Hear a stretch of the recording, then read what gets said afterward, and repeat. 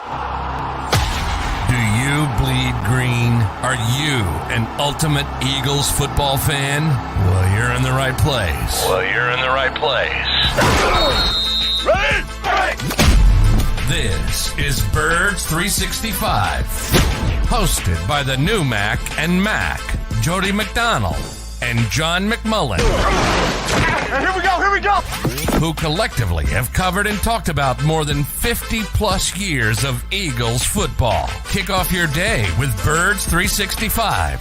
You'll get debate. We love to argue. You'll get the real story from inside the locker room. And you'll hear from some of the great football minds from around the region. You're about to become an Eagles insider. Get in the game. Join Jody Mack and Johnny Mack and join the football community that flocks to Birds 365. Birds 365 starts right now. Welcome to the NFL. Let's go! Let's go! Go!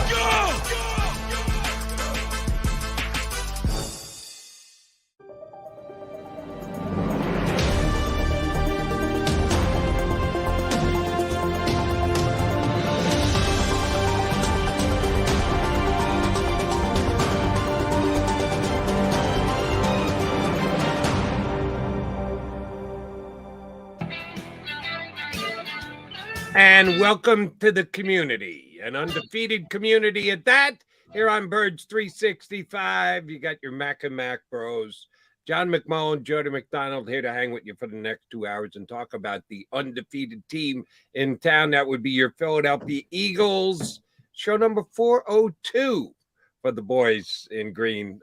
Johnny Mac, good to see you this morning. Do you have updated injury news for us? Are those Philadelphia Eagles just giving you all the details about this football team? Oh, yeah, they're very above board. Now, remember, everything's pushed back a week, so we don't even get a status report until today, which will be Thursday. Typically, you get that on Wednesday, the first one. And the one I'm most interested in is Avonte Maddox, because he left late in the game in Houston. Looked to me like he pulled his hamstring, strained it, whatever you want to call it. And that's a difficult injury, if I'm correct, for a cornerback, especially to get back that quickly, even with the extra time from Thursday to Monday night.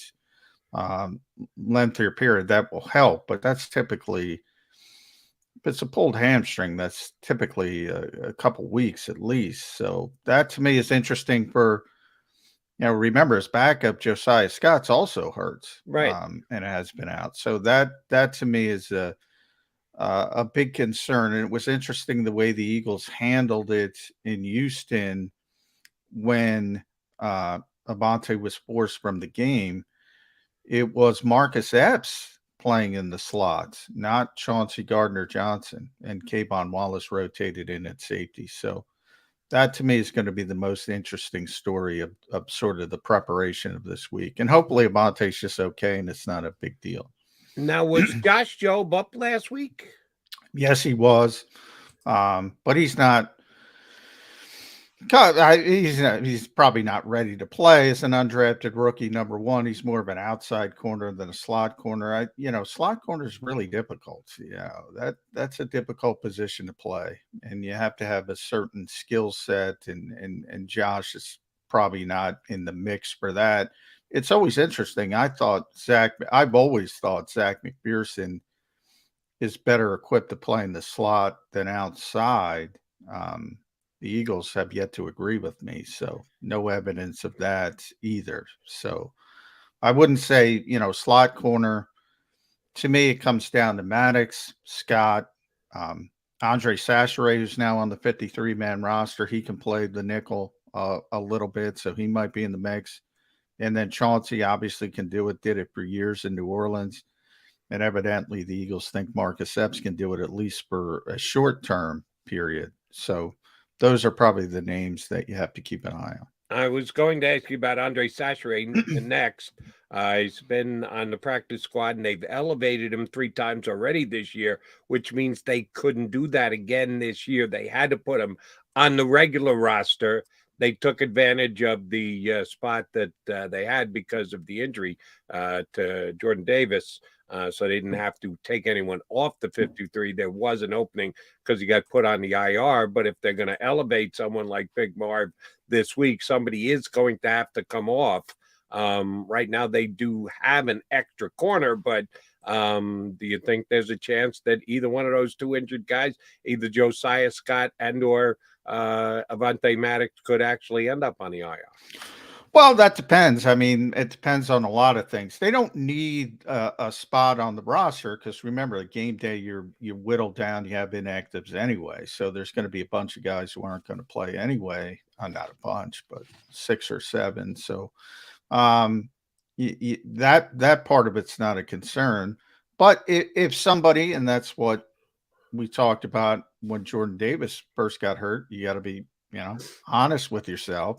Competitive advantage is one thing, but if he's going to be out for 4 games, you might as well take the roster spot. Same with Avonte Maddox, same with Josiah Scott. If they're going to be out for 4 games, you can do it. You might as well use it. You weren't able to always do that in the old NFL. But you have to, if you assess Avonte Maddox is not going to be there for 4 weeks, you might as well put him on injured reserve. It makes complete sense. You still have plenty of those slots left. So it all depends on how serious the injury is.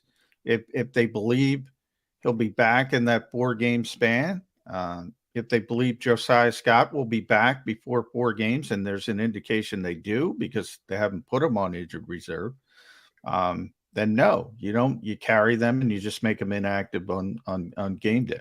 Right. Roster question for you. Is there a maximum number of guys you can put on the IR over the 4-game IR? It's pretty high, though. It's 8, I think, and I'll double check that. But there is a limit that you can designate to return, but it's pretty significant number. And the Eagles have been healthy, so they have plenty of wiggle room from that perspective. Jordan Davis, have they used it for anybody else? Was Andre Dillard on the IR? Did that count, or was that since? Yes, Andre was on the IR, so that counted. And I have so to you think it's only that. 2, and they've got 8 for the season, so that would give them plenty of wiggle room for the second half of the year. Yeah, exactly. And as you get closer, that becomes a more difficult thing. But the Eagles have been pretty healthy through this season, and that's part of their success story as well, so to speak. So, you mentioned Andre Sacheret. A lot of people were asking that. Why don't you bring up Marvin Wilson for Jordan? Well, that's the reason. They don't have any more elevations for Andre Sacheret. They have 2 more for Marvin Wilson. So that's just, that's sort of the common sense. And, there's a lot of rules you have to navigate. And it makes sense that Sacheret's got to be up and Marvin will just be elevated for game day. You can feel very comfortable about that. Right. And they've got 2 more games with Marvin on that. But Jordan's only missed 1 game. And if he's going to miss 4, that last week might be a little bit interesting because they might have to do a little roster juggling for that one. Yeah. Then you have to make a more difficult decision. And look, there are guys on the back end of the roster who are barely activated. So, Reed Blankenship is a player that, he's barely been active a couple times, but he's barely played. Now, the Eagles obviously were concerned back in September that they couldn't get him through waivers. Are they still concerned about that? It's, sort of a give and take. But I do think when you start talking about the 52nd, 53rd guy on the roster, I think maybe people get too fired up about that. I mean, if you lose somebody through waivers and they're the 53rd guy on the roster, there's probably worse tragedies in the world to do too much hand wringing over that. There's not much hand wringing when your team is 8-0, but we do find things to wring our hands about here on Birds 365. And one of them has been the fact that the Eagles have been able to be run against this year. I think most of it has to do with the fact that they have not been a great tackling team. As you and I have discussed, they don't emphasize stopping the run at the line of scrimmage as much as they do not giving up 25-yard passes downfield. And there's a give and take to it. If you're going to be really good at not giving up the big plays, the splash plays downfield, well, then you got to give somewhere. And that at times has been at the point of attack. And that's why other teams have been able to run the football pretty effectively against them. Are you scared about the Eagles' inability to stop the run this specific week against the Commanders? No. Neither am I. No. Washington doesn't have a great offensive line. I think a lot of people are excited about Brian Robinson, but he's a rookie running back. He hasn't really proven that much as opposed to what you saw last week with Dameon Pierce. And obviously he had the issues. He was shot and had to come back from that. Unfortunately, he was carjacked. Very serious situation there. Good to see that he's healthy. But I don't think, it's not Derrick Henry, that I'm concerned about. I'm already concerned about that. Right. And that's weeks away. But no, I'm not. Antonio Gibson, I think, is a good player, but it's not a scary player, I would say, is how I would describe it. I'm not concerned much about the Washington offense at all. I was looking at it, PFF, which we talk about. They've graded 39 quarterbacks that have played enough to be rated. Taylor Heineke's 39 out of 39. Is he really? Yeah, he's not playing well. And he did not. I watched that entire game last week. He did not play well. No, but the week before I thought he did play well enough. They got a win. They won 2 straight games. Yeah, I'm and that's the thing. He's last. I thought he'd be in the 30s, but didn't think he'd be 39 out of 39. Dead last. And, last week I talked a lot about the back judge wiping out. That you take away that big play. Did Sam Mellinger not qualify for the 39? I don't think he's qualified. He might not have yet. Okay. Yeah, he's not qualified yet. So maybe he'll be 39 of 40 next week. Yeah. but and I like him as a backup quarterback. I've said that a lot on this show. I really do like him as backup quarterback. He brings a lot of energy. You can see the team gets behind him. I think he's got better leadership qualities than Carson Wentz, to be honest. We talk about that a lot here because we saw it up close. I think the team plays for him. I think he brings energy, moxie, whatever you want to call it. But there's no consistency, man, from play to play. The skill set's not there. And there's a limitation from a talent perspective. I actually think, Washington has some pretty good playmakers when you start talking about, we all know how good Terry McLaurin is, but Curtis Samuel's healthy and he's playing well. Logan Thomas is back. He's not doing much, but I think that has to do with the quarterback. We mentioned the running backs. Now, J.D. McKissick's probably their best pass receiver. He's been hurt, but Gibson can do it. I mentioned Robinson. If they had a better quarterback, you might say, well, they're starting to do some things from a skill position standpoint. But, man, he threw – you take away the one play, again, where it was just complete – sorry, Jonathan Gannon, but complete luck, good luck from Washington's standpoint. He threw for 99 yards against a really bad pass defending team. 99 yards. He was not good. So, yeah, I'm not scared of anything on the Washington offense. Does Nick Sirianni send a notice to the league office saying, please keep the back judge out of our coverage against the Commanders this week? Well, that Jonathan, and I get it from a coaching standpoint. You never want to, as I said yesterday on the show, you never want to admit anything is luck, good luck or bad luck. But you see a play like that, how else can you describe it? That's just luck. Good luck for one team, bad luck for another team. That's all it is. Certainly agree to that, and that luck went the Commanders' way.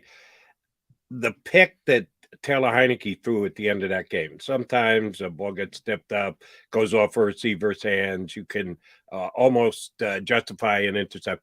that was just a god-awful decision and an even worse throw. Yeah. He threw it right to the Viking safety who brought it back into scoring range and gave him the ability to just close out the game thereafter. Yeah, that was a bad play by Taylor Heineke. I do like the kid.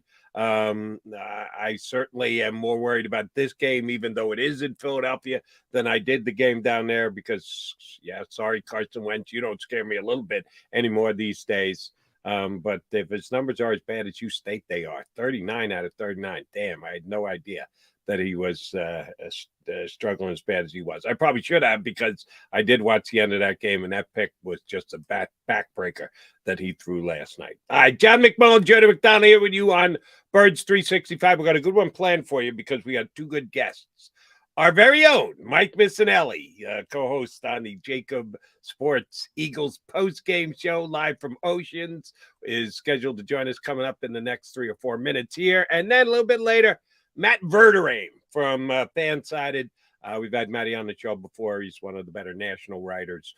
He's going to jump in and talk. We like having the national guys on because we're so inundated by Eagle stuff. We're in it. We're in the mix every single week. It's nice to get a view from someone outside and see if they look at the Philadelphia Eagles as dominant as they are on paper. Are they thought about that across the league on the same level? So Matt Verderame a little later, but up next, Mike Missanelli from the JAKIB Media post-game show, Eagles post-game show live from Ocean's going to jump aboard with us here on Birds 365. Go to get your game on. Go for the beers. Go for the cheers. Go for the hit and the hits. Go for the stakes and the stakes. Go to get your parlay on. Go to get your party on. Go for the scene. Go for the screens. Go for the gallery. Go for the win. Go to Ocean. Visit theoceanac.com to plan your visit. Since 1977 at Rafferty Subaru, we have always been about our customers and the community. Early on, a safe and durable option, we've evolved to become the best overall brand according to Kelley Blue Book. Over the last 14 years, we've donated thousands of dollars through the Subaru Share the Love event and found homes for hundreds of pets. The Rafferty family is proud of our 45 years in business. This month, celebrate our anniversary with special financing on select models. Visit us and see why.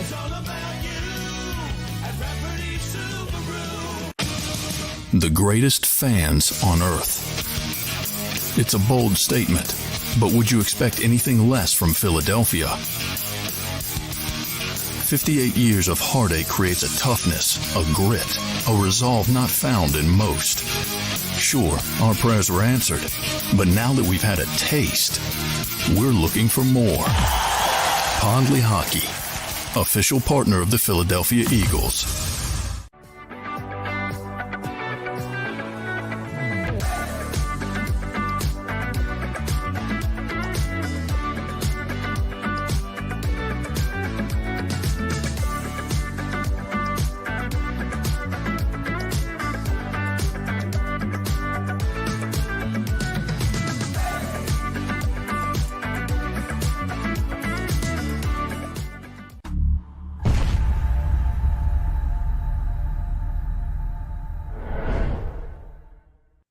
Welcome to Pondley Hockey. We've helped over 100,000 injured and disabled workers obtain benefits, as well as some of the biggest settlements in the state. If you've been injured at work, give Pondley Hockey a call.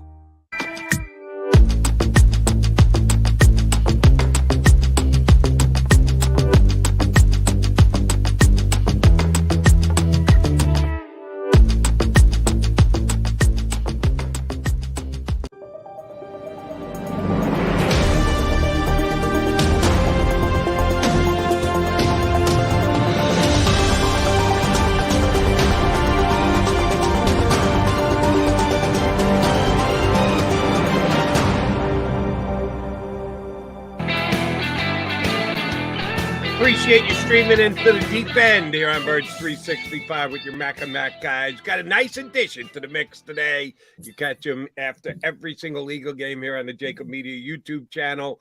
Live from Oceans Casino. Mike Missanelli jumps in on Birds 365. Mikey Miss, you're undefeated. I'm undefeated? Yes, much like the Eagles. You in the post-game show were undefeated. 8 times the Eagles have played, and 8 times it's been thrown down to you, and you're talking about an Eagle win. Yeah, there you go. And here's the funny thing. Like, what we have a post-game show. It feels like there's been 2 weeks between our last post-game show. I hate these Thursday to Monday night situations. I hate Thursday football in general. Here. Yeah. I hate Thursday football. Well, night football too, Mike. I mean, night footballs. I want every game at 1 o'clock Sunday, but that's a typical. I'm the same way, John. I it's unnatural. Yes, it is unnatural. And the mini bye, you're coming off. Let's talk. It's not a big deal, but I think the Eagles bye was too early this season. And then right after it to have this mini bye. And now once the Washington game is here, it's going to be a grind. Now you can talk about this team's had a lot of luck. The stars have aligned. Look at the next 2 teams on the schedule. You got an absolute abject disaster in Washington. You see what's going on there. And then Indianapolis might be worse. Jim Irsay might be, from a football standpoint, not off the field, but from a football standpoint, what the heck is Jim Irsay doing? This is working out well for the Eagles. It really is. And here's the thing. They don't, listen, these teams, they're better than. But we've seen so many Eagle teams that they don't seize the moment to be better than the team that they're supposed to be better than, and they fall. This team shows no signs of doing that. They'll beat the brains in of bad teams. And there's no, I keep calling it slippage. They're anti-slippage. Now, are the Commanders going to beat them? No, they don't have enough strength to beat the Eagles, score enough points to beat them. The Colts, you're right, are a mess. So we always look at the conversation has become after a game, where's their loss? And you go down the list and you go, well, they're going to be 12-0 by then. It's just phenomenal. Yeah, it really is. So let me ask you this. Because I like your analogy of there's no room for slippage. They just don't have those type of traits that we've seen in Eagle teams in years gone by. What's the main reason for the fact that they don't have it? I think they're well coached. I think Sirianni's really set a template for them. The quarterback. I mean, the quarterback has been phenomenal. And when they need a drive to score, they do. In almost every game, you can look at the other team closes the gap. I mean, stays close. And they go, okay, well, now we need a drive for a touchdown. The same thing happened against the Texans. And I know the Texans stink, but they got to 21-17. And it was like, okay, boom, time for a drive. And they score. And this is an Eagles team that I've rarely seen in watching the Eagles all these years, where they're able to do whatever they need to do. And, it's funny because Jonathan Gannon is a guy that everybody wants to pick on, especially my partner, Seth. But like and they don't stop the run, and I get it. And they use the 5-man front, but they use fewer people in the box than a lot of teams in the NFL, and it never hurts them. They're not that great against the run. It doesn't hurt them because they rely on their back end to make plays, and they make those plays. A lot of it is the dilution of competition. I get it. And I'm curious to see how they're going to fare against a team that will really go toe-to-toe with them. But this personality of this team is different than I've seen many Eagles teams. And you have to go to the quarterback playing that kind of consistent ball. Well, Mike, I don't want to pick on Seth, but why not? I can't pick on Seth physically, so I'll pick on him verbally. What the heck is Seth? You're there. I only get to talk to Seth, obviously virtually, but you're there every week on the post-game show. What the heck does Seth want contextually? I always talk about context. You can only care. It's not about the 2022 Eagles against the Seth Joyner, Reggie White Eagles. It's about the 2022 Eagles versus the rest of the league. They're third in defense. They're fourth in scoring defense. They're top 5 in everything. If you look at the passing game, which is most important, they're first in NFL opponent passer rating. So in other words, the passer rating against the Eagles is 68. They're tied for second in passes defense.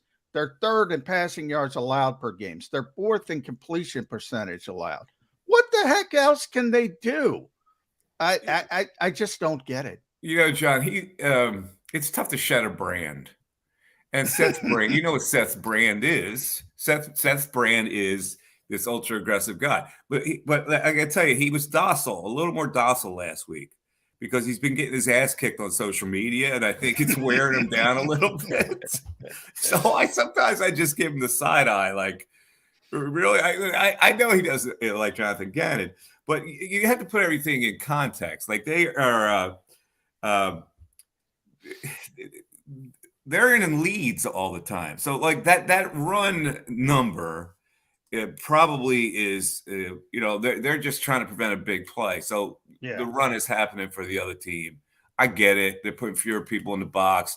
He's relying on he's relying on a 4-man front on big downs, on third downs, and his defense has been, I think, fairly solid. Even though it's and look at the sack totals. Yeah. Well, if they were aggressive, would they have 40 sacks? They've got 26 sacks and a 28.4% pressure rate, which is not bad.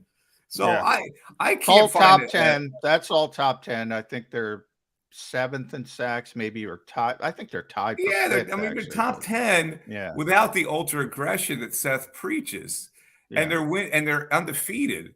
So, like, there's the time, I think, to complain about a lack of aggression. I don't think it's now. No. Nor do I. Mike, with the fact that the Eagles are 8-0, the quarterback is playing well, defense is doing this, kind of under the radar. Miles Sanders is having a really nice year. They're not leaning on him like you just pointed out. When they really need a touchdown, when the other team gets close, they go, okay, now we're just going to have to run it down your throats.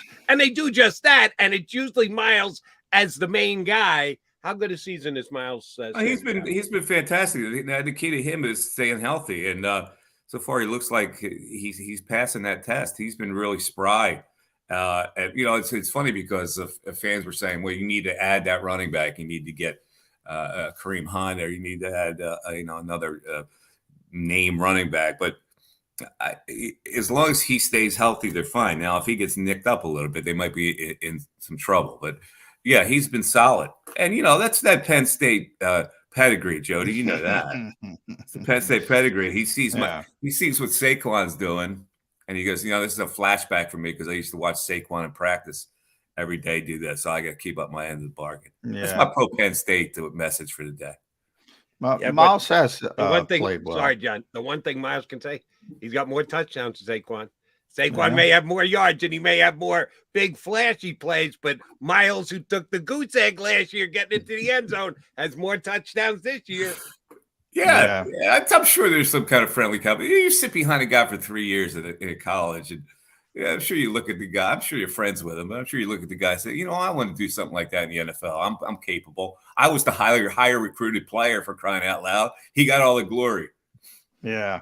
Well, I think Miles has a little more help than Saquon. So I think Saquon's got a lot heavier lifting to do on a week in and week out basis. But that's not Miles's fault. No. Saquon's back to being a beast, by the way, which is yeah. He's having a great season, and he is the AJ Brown of their offense, is what I would call it. That's AJ Brown on the Eagles offense. And he, to me, Mike, has been the final domino, the final piece of the puzzle, whatever you want to call it. If you look at the Eagles offense this season versus the Eagles offense last season, now Jalen Hurts deserves a ton of credit for his improvement. But as far as the guy who has sort of put everybody into the right place, like Devontae Smith is the best example, because he's a great number 2 receiver. I'm not sure he's ready to be a legit number 1, and that's what he was last year. Plus, Watkins isn't a number 2, but he's pretty good number 3. He can run by people, never gets a double team, occasionally makes a big play, not a ton of traffic. And Dallas Goedert has settled in nicely as sort of that second guy in the passing game. And he might be one of the most underrated players in the NFL. From your perspective, how important has AJ Brown been to this offense? He's been he has kind of like shaped it perfectly. making Devontae Smith, because it goes back and forth. If you try to stop A.J. Brown, Devontae Smith usually gets his catches. But and Goddard's the X factor. I mean, you know, how many times we targeted last week? 9, and he made 8 snares. 8 of 9. Yeah. So I mean, what's stoppable on what they're doing? Combine that with the fact that Hurts is getting rid of the ball like almost a second faster than he did last year. And that's because guys are open. And how on earth is anybody in that league stopping A.J. Brown's slant? It's just you can't do it. So if that play is always going to be there, then that's a pretty good start to your offense. There's going to be an interesting dynamic here because Washington's rate allowed of wide receivers is like 99.9. So they're bad that way, but they do get to the passer. So something's got to give here. They're going to get to Hurts. He's been sacked a few times the last couple of weeks. But even if they get to a quarterback, it doesn't seem that they can stop the throws down the field. So this will be another romp. It's boring. Yeah, it is. You're right. It's tough to cover a team that's this good. It is boring. Oh, come on, you guys. You know, as soon as you say that, you're going to have a competitive game. No, I really think it's going to be. Everybody says that. Yeah, I can't jinx the freaking. There's no such thing as a jinx. I don't care about jinx. I totally agree with you. I get pounded for making declarative statements on this team, and people go, "Don't jinx them, Mike." Yeah, you can't jinx a good team. The team has established what they are. Bad teams can't beat them. They have taken it up to another notch where they don't slip to the point that we've seen other Eagle teams slip, where they just come into a game and you don't recognize the same team. This team's the same all the time. Yeah, they are pretty damn consistent. You are correct about that. Speaking of taking it to another level, is it I don't want to call it a foregone conclusion, but how possible is it that this team, and I know we're going down the road, we got a whole bunch of important games to play between now and when this could kick in, but is Shane Steichen out the door here in Philadelphia? As far as getting another job? Getting a head coaching job with another team in the National Football League next year. All these young dudes are on the top of everybody's list, right? Gannon's going to be probably, and Steichen. Not Jim Irsay's, but mostly. I was going to say, if Jim Irsay's listening, he's going to be a better head coach than Jeff Saturday. I can pretty much assure you that. If you're in your late 30s and you look the part and you have a little success, all of a sudden you shoot up like a rocket in this league anymore for a head coaching job. Yeah. So, maybe. Does he have enough of a resume? Maybe he needs another year, but I'll worry about that later.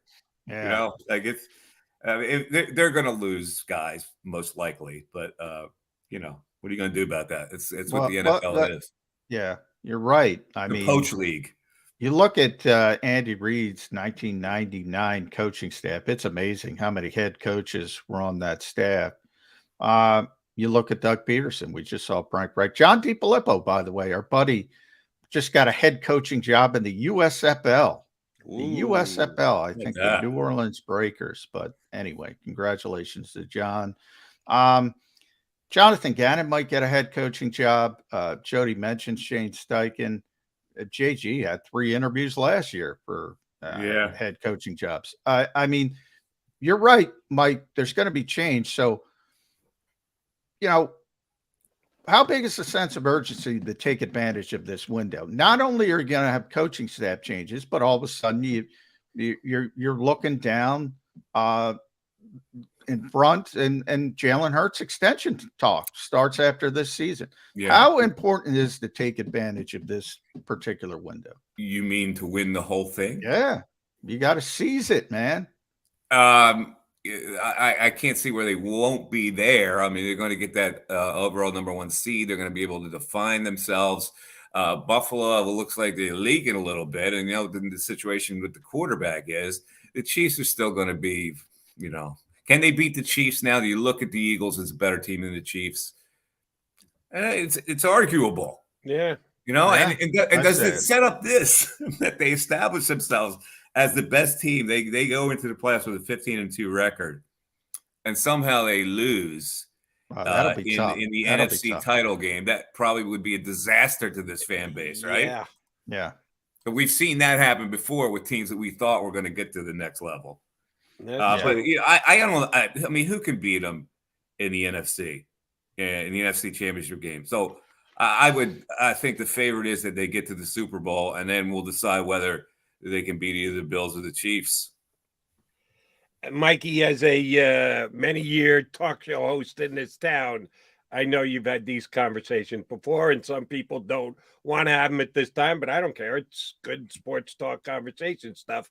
And that's Howie Roseman and the work he's got to do over the next month or so.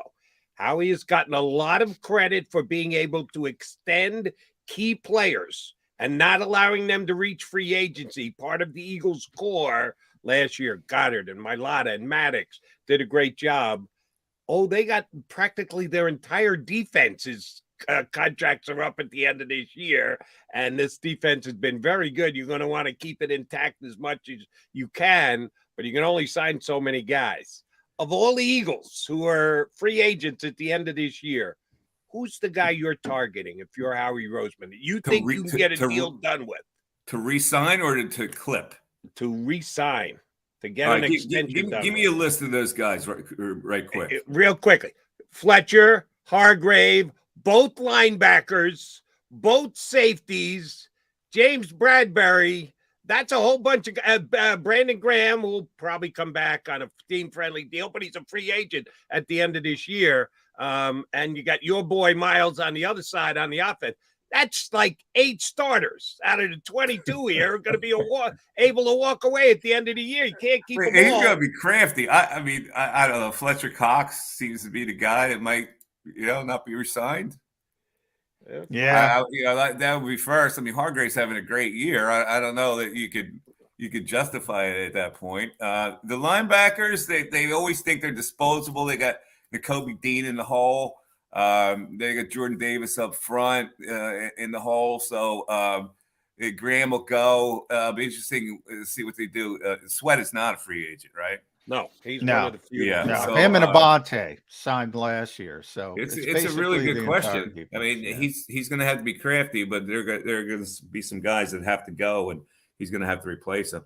What did you guys think of the Howie? I was trying to figure out that Howie rant at those fans was real or sarcastic. Yeah, I think it was sarcastic, but Howie between you and me, guys, I think it started sarcastic and got real. Yeah, I think he was just joking to begin with. Then he got carried away. I think he gets a little ticked off that he's not appreciated, and I think that triggered it. Oh yeah, yeah. So yeah, that was venomous. Yeah, he's strange. Howie likes to crack jokes as well. So I don't know if you guys know, but he wants to be a stand-up comedian, but nothing ever lands, man. No. He's got to give it up. And I think he's trying to be, folksy, whatever you want to call it. But yeah, all of a sudden it escalates. Delivering the F-bomb like that, John, is a way to bond with Philadelphia Eagle fans. Yeah, though. well, that's true. I think he figured that out. Yeah. And by the way, he's right. And he's one of the better GMs in this league. And yeah, it's kind of weird. I don't know. He's not a football guy. He's been around for so long. You have that narrative. Obviously, you had Howie 2.0, which usually doesn't happen. Somebody's disposed and brought back. That never happened. So he's been around for so long. But I think people have failed to recognize he should get credit for evolving. He has turned into one of the better GMs in the league. I've never been that big of a, because he's, for what he's brought, he's taken away some things that I thought were really inappropriate. But I got to sit back and give him credit now for how they put this team together. I was worried about all these moving parts. They just blended right away, and they haven't missed a beat. You watch a game now and you go, they're in charge. They're not going to lose. They can't. Even when a team stays close, you go, they're not going to lose. I think that's been the biggest mindset change for Eagle fans, that they actually look at this team and go, it's not going to happen like before. So you'll get the occasional, oh my God, how could they not be burying this team? But for the most part, everybody is really comfortable and confident on what this team is going to do from game to game. Yeah. All right, Mike, we brought this up on the show yesterday. And again, kind of putting the cart before the horse, but that's what we do. They're 8-0 now. They're going to be favorite the next 2 weeks, the next 4 weeks, the next 6 weeks. If they can continue to win games that they're supposed to win and they don't have that stub your toe game, which Eagle teams previous did, that this is a different iteration and just a different built team, they get to 15-0. And they were still undefeated. And they've already put away the NFC East. And they've already put away the NFC. No one can catch them with 2 weeks to go. And they still got 2 games to play. We've seen the Eagles. They're very interested in protecting their players. We saw it in preseason. Guys not playing. Get them off the field. We don't want to have an injury. That's been their modus operandi.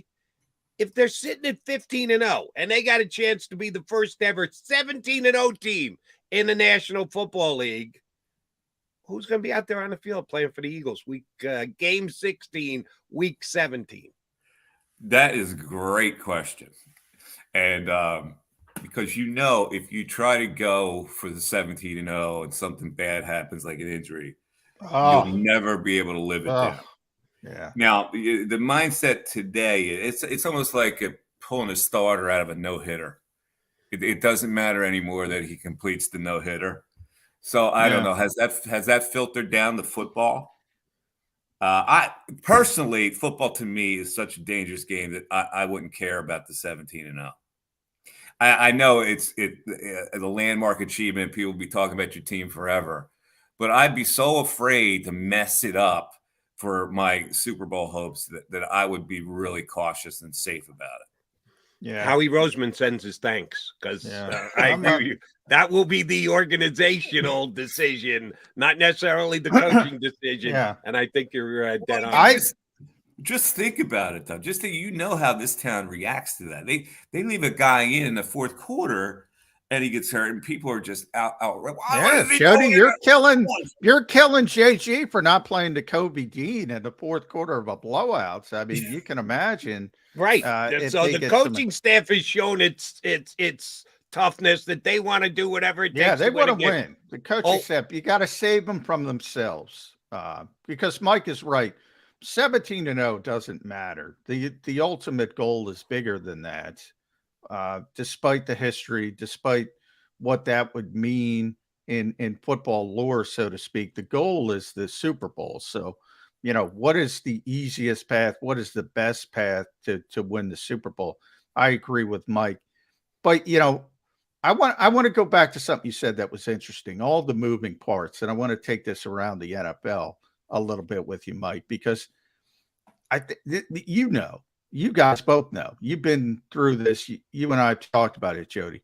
There's this mentality. This isn't like baseball. It's not a plug-and-play league. You all heard that for years with these old-school GMs. We can't bring somebody in mid-season and do anything. Then I watched Christian McCaffrey. He's in San Francisco for 48 hours. He's getting a triple threat touchdown pass, running touchdown, a receiving touchdown. I watched TJ Hawkinson last week, 9 out of 9. We talked about Dallas Goedert, 8 out of 9. He had 9 targets. He was there for 10 minutes. He caught all 9 passes. And here, Chauncey Gardner-Johnson, everybody's like, how could you get him up to speed? You get him right before the start of the regular season. He doesn't know the defense, blah, blah, blah. He leads the NFL in interceptions. Somebody going to admit football's not brain surgery? Maybe it's a little bit easier to get these guys up to speed. Well, here's the counterpoint of that, John. All those guys are released from prison. When you get released from prison, all of a sudden you get freedom. Yeah. And your mindset completely changes. Imagine you're Christian McCaffrey and you're showing up in that dreadful scene. And you get this lift to go back to the 49ers where you play college football. It's like a surge of adrenaline. And so you're more mentally sharp. But I hear your point. You can get guys assimilated pretty quickly in this league, even though there's all this complicated jargon that you have to learn and systems and all that kind of thing. If you have a good player and you keep him restricted to what he can handle early on, you have that mindset where he's free from prison, you're probably going to get productivity out of him. Mike, again, we get chided sometimes for nitpicking what's wrong with the Eagles. But we can just sit here and go, Oh, they're great. They're 8-0. We never let that go. All right, but who knows? They may stub their toe somewhere. One of the things Eagles haven't been good at this year, and again, they're 8-0, has been special teams. Their special teams just haven't made any plays. They haven't gotten burned by a big play either, but the other team always gets better field position they do when it's a series of punts back and forth. They had the chance to potentially address it at the trade deadline. They chose not to. Don't know I can be critical of that, but can you just coach that up on the fly? Can you get better at that by putting in more time and effort? Now the time and effort is limited by the CBA. Yes, I know that. But can they actually get better at special teams in the second half? I mean, I guess they can get better and you can coach it up differently. And you have enough athletic guys to make a difference on special teams. I don't know what's that complicated about that. But you're right. They've by the way, that's another Seth peeve.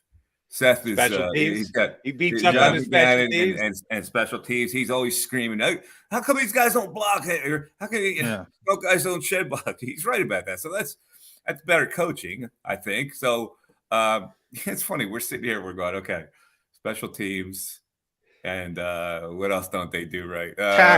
Tackling is what I was going to say. Is the bigger tackling. issue. They haven't tackled well. John, I think they were bored in that last game against the Texans. I think Dameon Pierce is a good player, but I think they weren't on edge, knowing that they were so much better than this team, and their tackling was sloppy, and their mindset was bad. Yeah, I agree with that. But I'll say this. If I'm looking for that logical loss, and last one from me, at Mike Miss 25, follow Mike on Twitter, listen to his podcast, wherever you get all his podcasts, JAKIB Media post-game show, as you mentioned, Jody, undefeated. Maybe Mike Missanelli's the key to it all. The Eagles have never lost when he's doing the JAKIB Sports post-game show. Exactly right.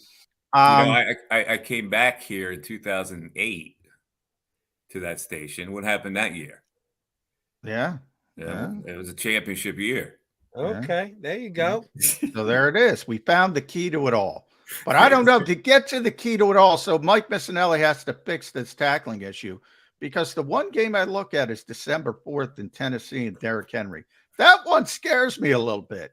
I'm like, because I agree with the Eagles' philosophy. They have this give and take. They have decided it's more important to get the splash plays, to stop the passing game.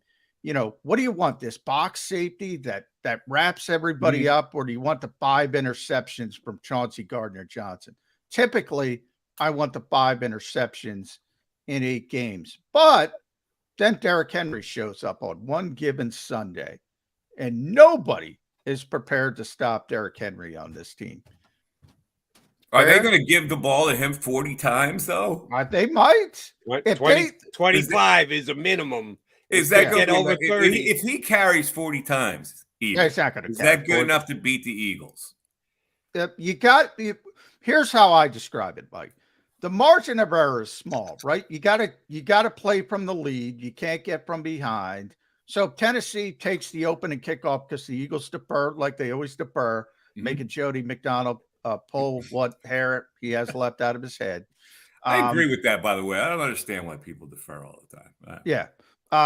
So they take the ball, they go right down the field, maybe 15 plays, 80 yards. They take half of the first quarter off, and all of a sudden Tennessee's up 7-0. They can play from that advantage. They can play clock. They can keep the Eagles off the field as best as possible because nobody can tackle Derrick Henry. Is that the one game where we say, that might be styles make bites, right? You always hear that. Is that the one style that maybe on one given Sunday can beat this Eagles? Yeah, we talked about that in our last postgame show, actually, John, that and we tied those two concepts together. They don't stop the run. But why don't they stop the run? Maybe they don't stop the run because they're ahead in games and they get a little bored and they don't want to give up the big play. So knowing that they're going to have to stop the run with this guy, will things be different? But you're right. I mean, that's certainly an advantage that Tennessee would have in an attempt to win that game. But here's the thing. Okay, they grind the ball down the field. They go up 7-0. Are the Eagles not going to score? No, they're going to score. That's the thing. They're going to come right back at them, I think, because they've come back right back at every team when any team scores first or early on them. But all you got to do is shorten the game and keep that edge. So it might be 10-7. It might be 14. It might be 17-14 in the third quarter. As long as you're playing from that lead, there's a potential to trip them up because that's the one thing they don't do well. That would be my, I would still pick the Eagles in the game. I'll be on with you guys and Barzetta for the pregame show. I'm going to pick the Eagles, but I can see Tennessee. Yeah, it's I can logical. see the path. It's logical to see that. I just go, they counter punch. It's good that they're going to shorten the game. It's good they're going to grind up the game. They get up 7-0. Eagles come back at 7-7. They get a little more time out. The Eagles come right back at them. So are Tennessee going to be able to stop the Eagles even though Henry is dominating the line of scrimmage? I don't know. We'll see. I haven't seen them slack. So by the way, I said, with that offense, how do you stop that kind of an offense? Yeah, I don't know. I say all the time, who do you start game planning for? Who do you want to take away? I don't know. I guess AJ, so but then everybody else is going to win is to believe that their defense is going to be able to stop the Eagles from scoring touchdowns. Well, they stopped Patrick Mahomes. I mean, they lost the game, but that Patrick Mahomes threw 68 times and scored 20 points in an overtime game. That's not a bad defense either. And some of his best plays was when he took off and ran the ball himself rather than the 60-some-odd throws he had. All right, so you guys last Thursday, McMullen was down in Houston. You were down at Oceans. I was at Citizens Bank Park watching the Phillies lose game 5, and I completely forgot the Eagle game started.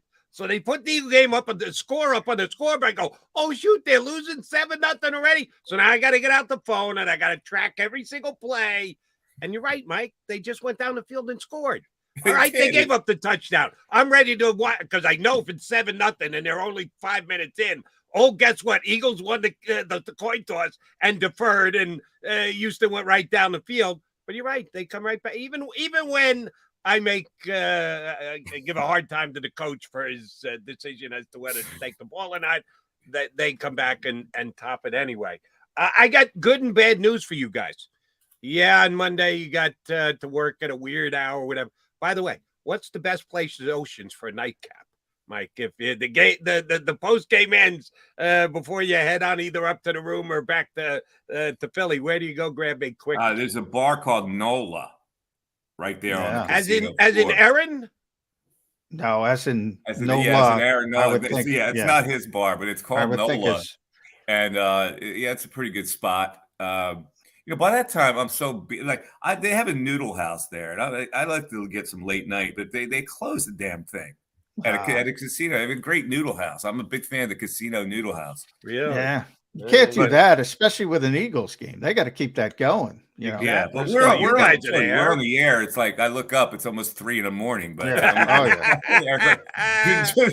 Joe Krause wants to go to the full 2.5 to 3 hours. Oh yeah. And I always go because I'm used to the live production where when it's over, it's over. And I go, Joe, nobody's really watching this at 2:30.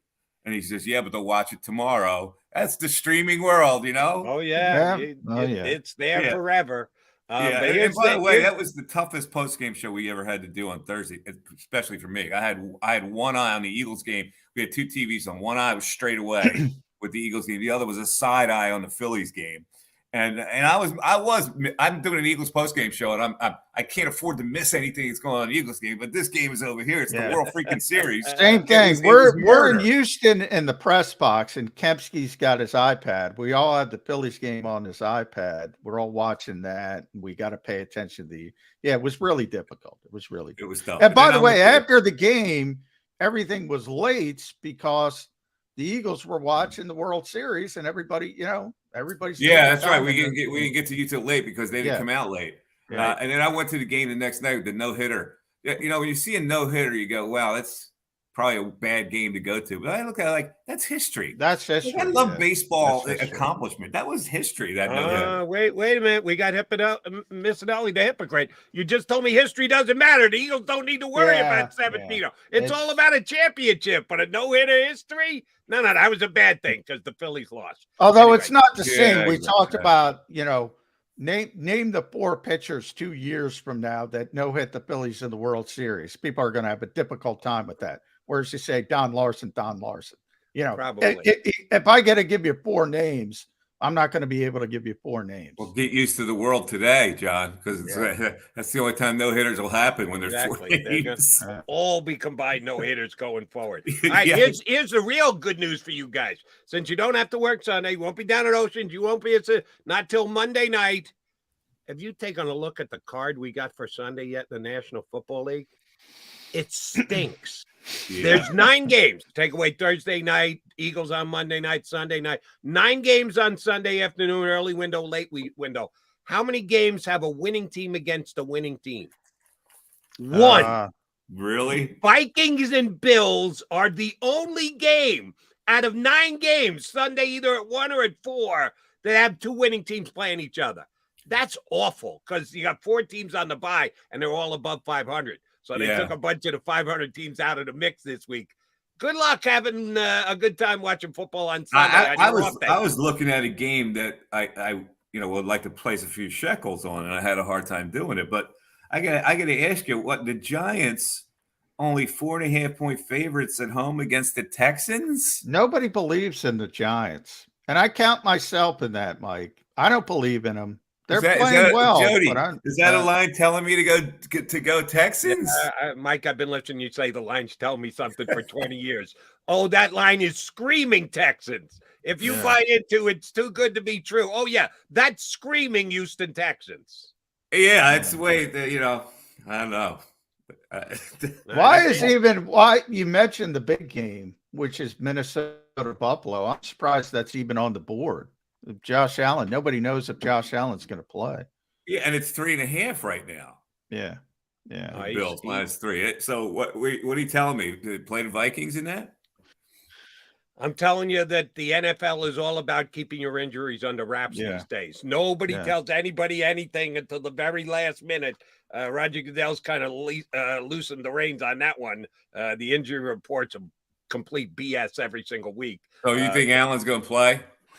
I don't think he is. I don't think he is going to play. Well, so I got a bet with McMullen. He and I are on for $1. I say Allen's going to play. There's no way he's going to sit. It's awful loss unless his arm's falling off. He's going to play. But Jody, here's my other theory. You remember my backup goalie theory, which may make the Bills to play. Yeah, backup goalie theory. When the backup comes in, everybody rallies around the backup. For one game. Johnny Mac, I'm going to put the pressure on Missanelli. Name the Bills' backup quarterback. I don't even know who he is. Yeah. You're going to bet him, but you can't even name him. What kind of crap is that? It doesn't matter. It's the principle that matters. No, but they have a very good backup quarterback, and it's a revenge game as well. Their backup is Case Keenum. Who used to be It's Case Keenum. The Vikings there you go, Jody. Starter. That's a live backup. Case Keenum is better off signing or asking for autographs out front. He did that earlier this year. He went into the crowd. People didn't even know he was Case Keenum up there in Buffalo. Good luck. Case Keenum's biggest game ever was when, McMullen?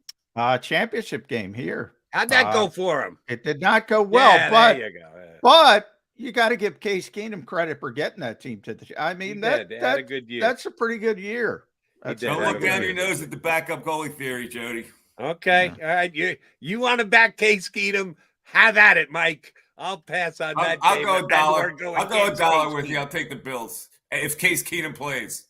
All right. Fair enough. I think you're going to get that, Mike. Hey, great getting you on. We appreciate it. We'll give you a month to jump around to the other JAKIB shows, but then we're getting you right back here on Birds 365. And stay undefeated, buddy. Yeah. You're the key to it all, Mike. It's a lock this week, so at least we say that. That's true. It is a lock this week. Mike Missanelli from the JAKIB Media Eagles post-game show live from Oceans down the shore, and he suggests on a regular Sunday game, you go to the Noodle House that they have down there. He says it's outstanding. NOLA, too. It's got to be New Orleans related, right? NOLA? You think that's what it is? Yeah, it's not the Eagles. Whenever I hear NOLA, I don't think Aaron Nola. I think New Orleans. See, I think Aaron Nola. I'm a big fan. I've been defending the guy as an ace for years now, so I gotta go with Aaron. But Noodles, now he's getting me hungry. What did Missanelli do? I'm gonna have to go get a bite here during this next break. All right, he's John McMullen. I'm Jody McDonald. You got your Mac and Mac guys. Coming up in less than 20 minutes now, Matt Verderame, a national football writer for Fansided. his podcast, Stacking the Box, one of the best football podcasts out there.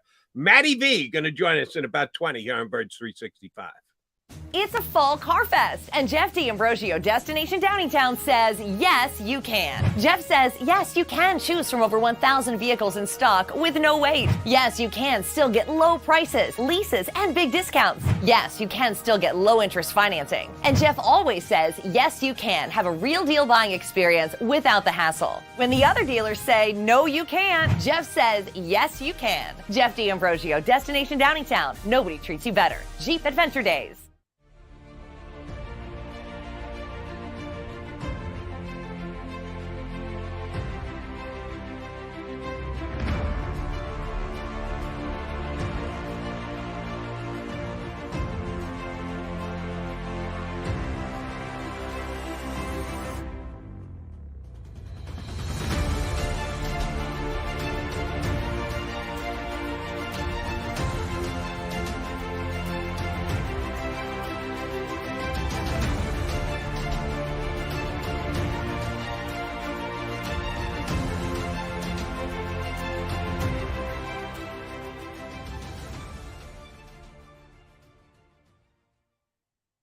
At Pond Lehocky, we've recovered billions of dollars for our clients, and we're confident we can do the same for you. With over 250 years of combined courtroom experience, we've helped over 100,000 injured clients obtain some of the largest settlements in Pennsylvania. One conversation is all it takes to help you and your family get back on track. If you've been injured in an accident, give Pond Lehocky a call. Go for the beers, go for the cheers, go for the hit and the hits, go for the scene, go for the screens, go for the gallery, go for the win, go to Ocean. Go passionately, go fearlessly, go confidently. Go Birds! Go confidently towards your goals with First Trust, Philly's hometown bank for nearly 90 years, and the official bank of the Philadelphia Eagles. We're focused on getting you over the goal line.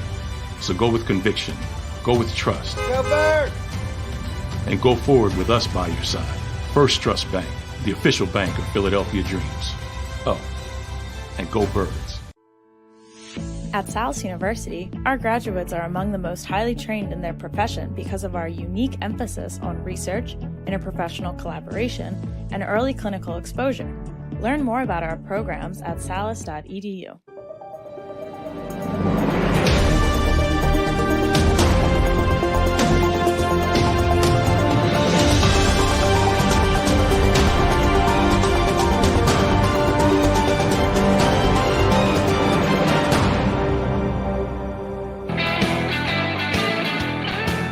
He would be John McMullen. That makes me Jody McDonald. It makes us Mac here on Birds 365 as we start to close in on the Eagles' attempt to go 9-0. We're not getting there till Monday, so got to have a little patience here, guys. Mikey missed at it a couple times. Bored. Waiting from Thursday to Monday, I got to admit, I get bored too. It's a mini buy in the midst of a season stinks. Yeah. Yeah. And then, Thursday night game, Monday night game. I mean, we're going to have to get used to these night games because they're so good, but it's no fun. I will say that. Ooh, that brings up a topic. I was going to talk about the quarterback here, but since you went there, let me ask you a question. This week, I think, was the first time that NBC had the ability to flex out the Sunday game. That is a prime package. They pay a big fee to broadcast Sunday night games, and they're the only network that is actually allowed. Yeah, and they did flex. Who'd they flex? I got the press release, but they flexed the Chargers and the 49ers into Sunday night. And that is not two winning teams, because the 49ers right now are 4-4. The Chargers are 5-3, but the 49ers are 4-4. But I'm guessing the Vikings and the Bills were protected.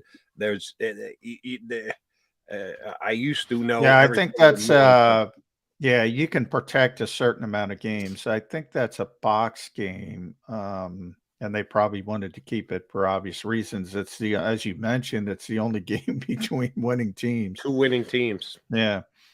So they probably wanted to keep that one. Buffalo, obviously, a significant contender.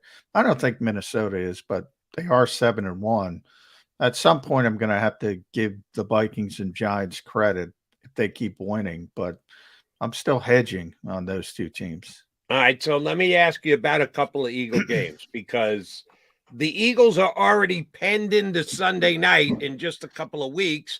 Now the McMullen's got to work a night game. That would be the Green Bay Packers coming to Lincoln. Maybe the Packers are so bad they'll flex that out.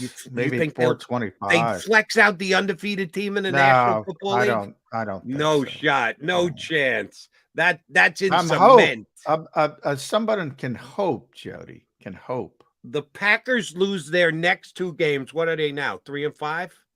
I believe so. They could be 3-7, but it's still Aaron Rodgers against a team with, at the most, 1 loss. I think they'll personally still be undefeated. That's a guaranteed Sunday night. That's not changing. But over the next couple of weeks, they're not going to go Eagles back-to-back weeks. So Tennessee is going to be played on Sunday afternoon. The week after, the Giants. That's a big game because of the markets. Understood. And they're good teams. Well, the Giants might be a good team, but the week after is Chicago, 2 big markets. But if you're NBC and you know you're gonna flex into another Eagle game relatively soon, which one you flexing into? Divisional rival against the Giants, or the all of a sudden getting a lot of attention Justin Field Bears, who are at the time going to be 4-8 or somewhere thereabouts? I would definitely go Giants over Bears. No question about that. Right. Because then after that, you got Dallas. That's Christmas Eve. So you're not flexing out of that. That's a Saturday game to begin with. So you're not moving it to Sunday night on Christmas night. The week after that is New Orleans. By then, the Eagles might be in the starting quarterback for your Philadelphia Eagles, Gardner Minshew mode. So that's it. You only got one, John. I see one game on the schedule that could potentially be flexed. That would be the first of the 2 matchup against the Giants this year. Yeah. Now that you've talked me through that, I feel a little bit better. There's only so much you can do. And you're probably right. You probably nailed the one game that they will flex. And who knows? Maybe Fox complains about that. I don't know how many games you can protect. Maybe Fox doesn't want to give that game up, but I'm not sure. I know they can protect certain games, but I'm not sure how often they can do it, how that works. But you know me, Sunday 1:00 football. That just feels right. And you from a work perspective, me from a fan perspective, we end up at the same place. I like watching football Sunday at 1. I like being in front of my TV at Sunday at 1. So the Eagles have enough of those games left the rest of the year. You might have to just pay one more price. All right. I want to ask you about a good column that our buddy Ruben Frank on NBC Sports Philly wrote today about Jalen Hurts running less. The last couple of weeks, Jalen Hurts running numbers are down. Amount of runs are down. Running on first and second down is significantly down. Oh, by the way, it hadn't hurt the Eagles at all. When Jalen Hurts throws it, he averages 8.5 yards per play. When he runs it, he averages 5 and change per play. So, yes, if you're looking at purely the numbers, the Eagles are better when they pass the ball than when they run the ball. But you need a balance, and you got to react to the defense, all of that stuff. By design or happenstance that the games have gone that way, and that's why Hurts is running less? Or is it the Eagles want to put him less at risk? He's having this phenomenal year. He's co-favorite right there in the running for MVP. And when he takes off, there always is the chance. John McMullen, my partner, likes to tell me, hey, you can get hurt from the pocket. That's where he got hurt last year. He missed one game, last year. Yeah. And it was because he was in the pocket. So, but just common sense tells you you're out there, you're open, you're taking a hit without protection. Do you think Jalen Hurts' running numbers are down by design, or that's just the way it's worked out? No, I'm very confident in this and it's happenstance. Part of it is, teams are taking it away. They're more concerned with that. I think the thought process is still, even with all the improvement, the best way to beat the Eagles is to force Jalen Hurts to beat you throwing the football. I think that's part of it. What the defenses are doing, they focus far more on stopping the run game, and he's taken advantage of that. Deserves credit for it. But one thing, Nick Sirianni has said this consistently since he got here, and he's proven to be truthful. This is not one of his blowing smoke up your what. If I got to run him 18 times like he did in Detroit, he's going to run him 18 times. If I got to throw it, I'm going to throw it. He says it all the time.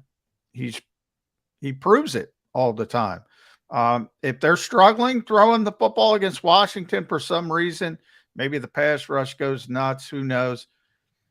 He'll run it. He'll say, hey, off schedule, do what you need to do to win the game, however it is. RPOs. He's proven that time and time again, Jody. And I'm talking about Nick Sirianni. He's not trying to protect anybody. But here's the fly in the ointment for me. If your philosophy is, but we'd really prefer Jalen to beat us from the pocket, in case you aren't paying attention, rest of the NFL, he's beating you from the pocket. He's staying in the pocket. He's throwing it downfield. He's got the second best passer rating in the National Football League. At what time, at what point does the narrative change? Where you can't just say, you got to keep him in the pocket. Well, that's up to the other people. That's up to the other teams. You can't control. When does the other team say, we need to throw that idea out the window because you're beating the snot out of teams from the pocket? ESPN just did a thing on the Eagles and, Jalen Hurts and more of the offense as a whole. And they asked a bunch of different executives and personnel people and coaches. And they still default to the passing game. So, I mean, that's up to them. That's up to them. If they shift.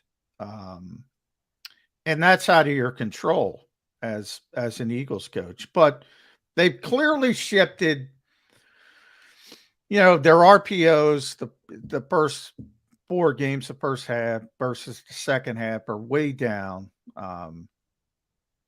The off-schedule stuff is way down because I think people are playing more zone and keeping their eyes on the quarterback. And he's taking advantage, throwing the football. The Eagles are fine with that. They prefer that, to be honest. Yeah. But that's up to the opposition. And somebody wakes up one day and says, you know what? They're killing us with AJ Brown and Dallas Goedert. We gotta focus on stopping them. Then he's going to be back running it. Then he's going to be back to the off-schedule stuff, the RPOs. And that's the beauty of the Eagles. They can kill you anyway. That's why they're 8-0. That's why they're the only 8-0 team. That's why I sit here and argue with everybody. You can talk about Buffalo and Kansas City all you want. The Eagles are a better football team than those teams because they can do more things well than anybody else. Doesn't mean the quarterback's better. Patrick Mahomes is a superstar. Josh Allen is a superstar. But as I said, 2 through 52, the Eagles are better than the Bills, and they're better than the Chiefs. And I don't know why everybody in Philadelphia is afraid to say it. Not everybody, but I was going to say, John, I think the majority is not afraid to say it anymore. But there's a bunch of underdog people. Doubters, but it's a moving part that I think more have come over. I should phrase that in a different way. You have a group that thinks the Eagles are the best every year, and they're going to say, we got the best this, we got the best that. Right. And they're nuts, and they're crazy. And typically that's not the case. So I'm not talking about those people unaware. I'm talking about the people, the underdog people who think Philadelphia is always the underdog. The Phillies were the underdog against the Astros.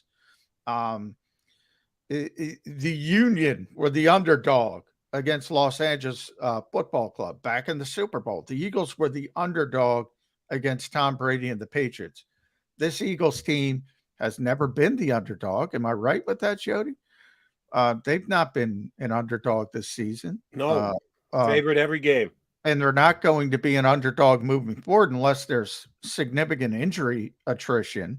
They're going to be favored every single game.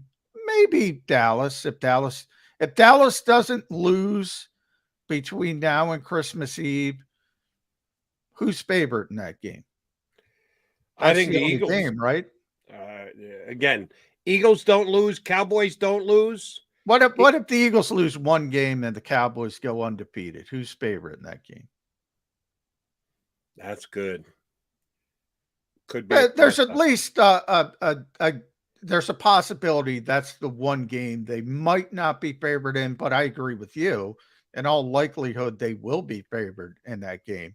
Point I'm trying to say is they ain't underdogs, and they shouldn't be underdogs. They're right. The best. But here's my response to that. If we're again dealing with probabilities, which is more likely?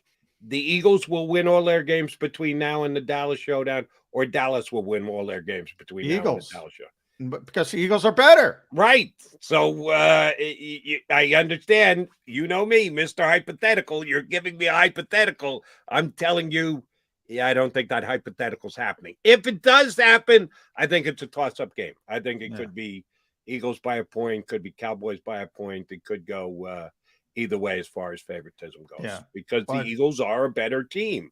So if you give the Cowboys 3 points because it's in their house and a little bit more momentum because they've won X amount in a row and the Eagles have a loss sandwiched in there somewhere, I think they still could be favored by a point. It'll be close. Could go either way. It's not a given who's a favorite in that game. But the larger point, this team ain't an underdog. This team is really, really good. And there's no need to hem and haw about it. They are a really, really good football team. But see, I'm a prime example of the point you're trying to make here. Before the season started, I picked the Eagles to go in the Super Bowl, to the Super Bowl. I thought they were going to win 12 games. Yeah, I got to 12. You and I were both at 11. Right before the season started, I said, Johnny Mac, I got to go to 12. I don't see 6 losses on this Eagles schedule this year, so I'm giving them 12. I didn't know that 12 was going to make them the best team in the National Football League. Yeah, I thought the Bills were better. Yeah, I thought the Chiefs were better. Yeah, I kind of thought the Dolphins were better. I knew the Dolphins weren't going to win 13 games because that division, I thought the AFC East had a chance to be real tough this year.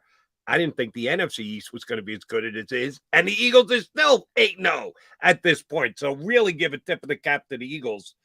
Yeah, I'm a guy who had them as one of the best teams in the National Football League, but now I have them as the best team in the National Football League. So I'm one of those guys who did move the needle. And I moved the needle. I was at 11. I didn't see you this moved coming. the needle more than I have. Yeah.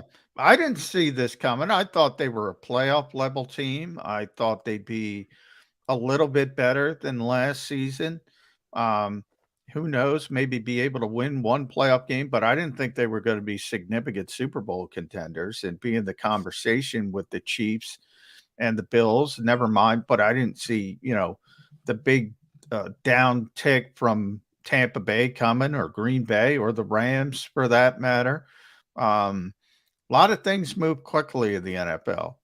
All I can do now is look back at the 8 games of this team and look at all the difference makers they have on the field.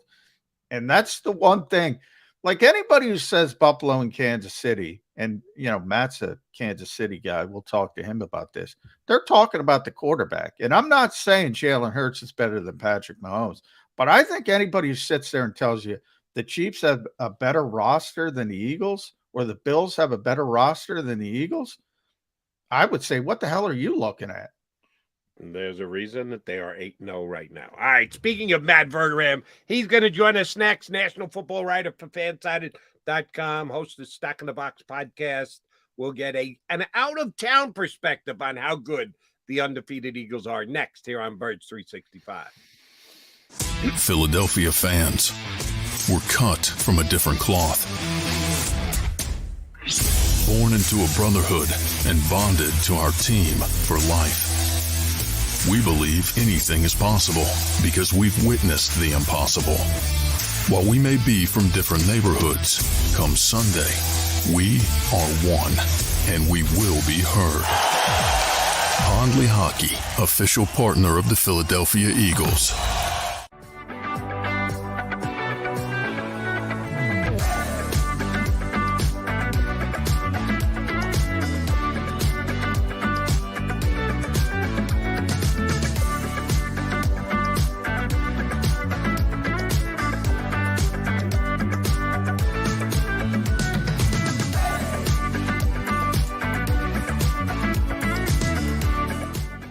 It's a fall car fest, and Jeff D'Ambrosio, Destination Downingtown, says, yes, you can. Jeff says, yes, you can choose from over 1,000 vehicles in stock with no wait. Yes, you can still get low prices, leases, and big discounts. Yes, you can still get low interest financing. And Jeff always says, yes, you can have a real deal buying experience without the hassle. When the other dealers say, no, you can't, Jeff says, yes, you can. Jeff D'Ambrosio, Destination Downingtown. Nobody treats you better. Jeep Adventure Days.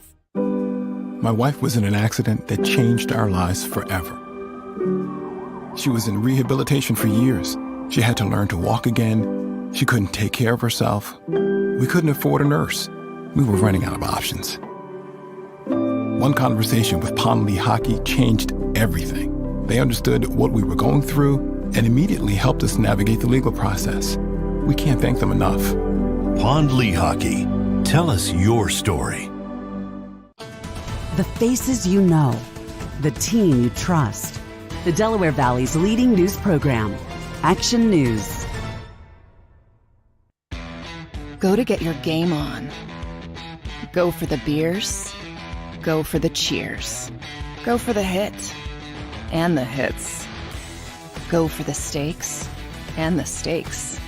Go to get your parlay on. Go to get your party on. Go for the scene. Go for the screens. Go for the gallery. Go for the win. Go to Ocean. Visit theoceanac.com to plan your visit.